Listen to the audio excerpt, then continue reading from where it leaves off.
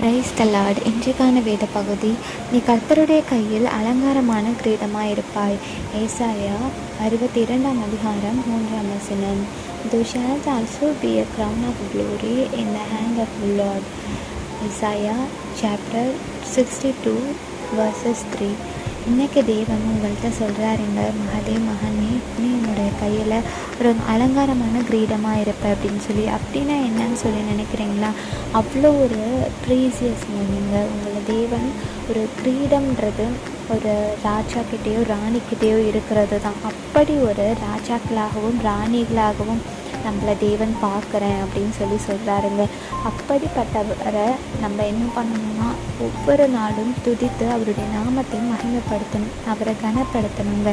இதை விட நமக்கு இந்த உலகத்தில் எதுவுமே தேவையில்லை. அவருடைய கைகளில் நம்ம ஒரு கிரீடமாக, அவ்வளோ ஒரு கிஃப்டாக இருக்கிறோம், பொக்கிஷமாக இருக்கிறோம் அப்படின்னு சொல்லி தேவன் சொல்கிறாரு. அதனால் ஒருவேளை நீங்கள் கலங்கி கொண்டு இருக்கலாம், ஏதாவது நினச்சி, ஏசப்பா என் வாழ்க்கையில் இப்படி நடக்குதே, எனக்கு இதுலேருந்து விடுதலை கிடையாதா அப்படின்னு சொல்லி. ஆனால் தேவன் உங்களை ஒரு பொக்கிஷமாக வச்சுருக்காருங்க. உங்களுக்கு என்ன தேவையோ அதை ஏற்ற காலத்தில் தருவார்.